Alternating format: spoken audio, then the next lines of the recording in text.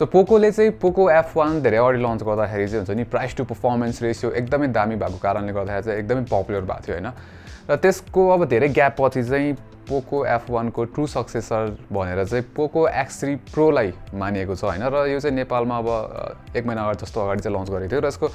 जुन starting price छ नि 32000 त्यसको लागि चाहिँ यो फोनको प्राइस टु पर्फर्मेन्स रेसियो अति नै दामी छ कि अब किन भनेर चाहिँ हामी डिस्कस गर्ने नै छौँ तर त्योभन्दा अगाडि तपाईँ हाम्रो भिडियो फर्स्ट टाइम हेर्नु भएको छ भने चाहिँ हाम्रो च्यानललाई सब्स्क्राइब गरिदिनुहोस् र त्यहाँ भएको त्यो बेल आइकन थिच्नु होला फर नोटिफिकेसन्स सो मैले भनिहालेँ हुन्छ नि प्राइस टु पर्फर्मेन्स रेसियो एकदमै दामी छ किन भन्दाखेरि चाहिँ 32000 मा स्न्यापड्र्यागन 860 चिपसेट आउनु भनेको वेल अब अलिकति पुरानै चिपसेट भए पनि हुन्छ नि लाइक लेटेस्ट चिपसेट नभए पनि त्यो दामी हो के यो प्राइसको लागि चाहिँ सो फर्स्टमा चाहिँ यसको पर्फर्मेन्स नै हेरिहालौँ सो स्न्यापड्र्यागन 860 चिपसेट भनेको चाहिँ फ्ल्यागशिप चिपसेट हो तर के हो भन्दाखेरि यो चाहिँ नयाँ चिपसेट पनि मानिन्छ किन भन्दाखेरि स्न्यापड्र्यागन 855 प्लस जुन 2019 मा लन्च भएको थियो त्यसको चाहिँ रिप्याकेज्ड भर्जन पनि हो यो है र पोको X3 Pro चाहिँ one of the first phone हो स्न्यापड्र्यागन 860 चिपसेट युज गर्ने त्यसमा चाहिँ UFS 3.1 को स्टोरेज पनि दिएको छ त्यसैगरी हामीले चाहिँ 6GB अथवा 8GB र्याम अप्सन चाहिँ पाउँछौँ यसमा हैन र पर्फर्मेन्स चाहिँ दामी छ कि गेमिङको लागि अब लाइक नर्मल टास्कहरूको लागि नि अब राम्रो भइहाल्यो हैन इस्यु नै छैन त्यसमा त गेमिङको लागि पनि एकदमै इम्प्रेसिभ छ के जस्तै अब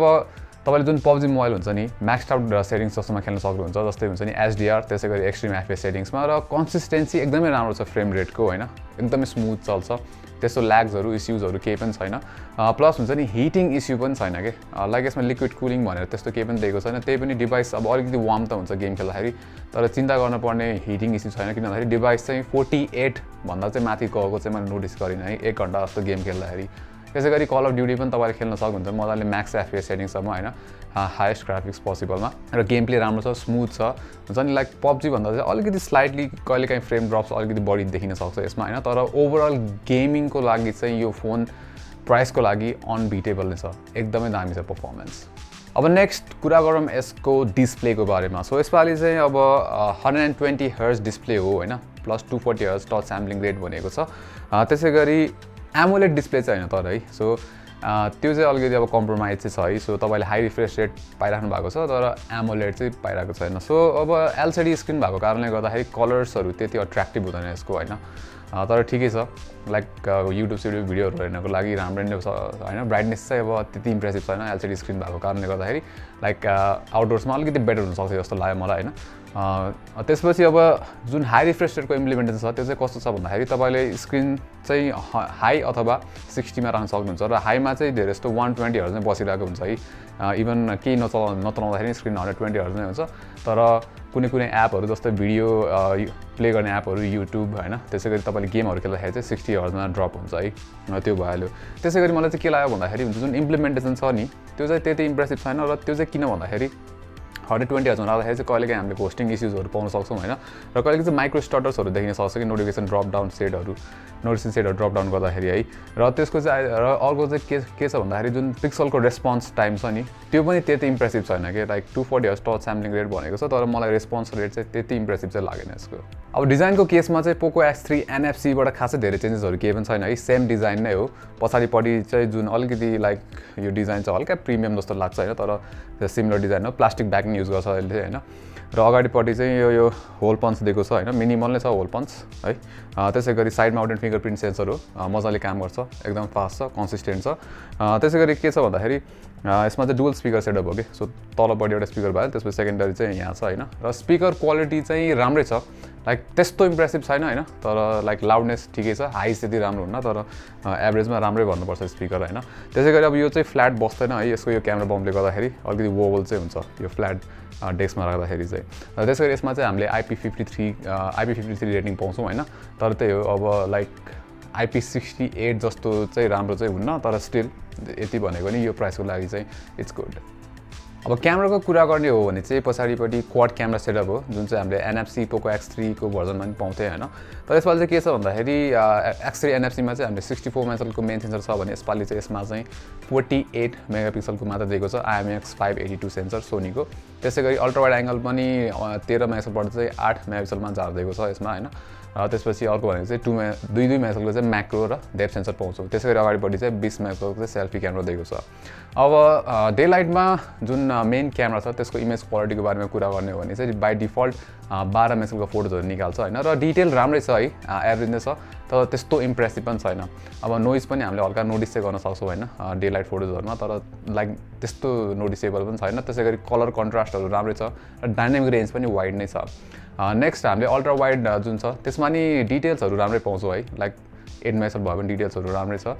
तर हुन्छ नि अलिकति नोइज चाहिँ नोटिसेबल छ है अल्ट्रा वाइड एङ्गलमा चाहिँ इभन डे लाइटमा पनि नत्र चाहिँ डाइनामिक रेन्जहरू कलर चाहिँ राम्रै छ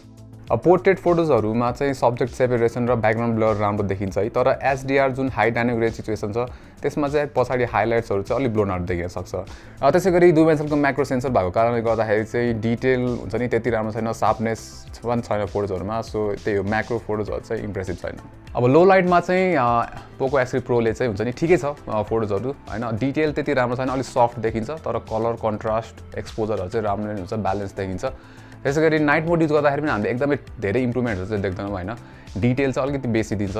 नर्मल मोडभन्दा तर त्यही हो एक्सपोजर पनि कन्ट्रोल गर्छ है तर भास्ट इम्प्रुभमेन्ट चाहिँ छैन अब अगाडिको सेल्फी क्यामेराले चाहिँ ठिकै छ डिटेल्सहरू है कन्ट्रास्ट र कलर पनि राम्रो नै छ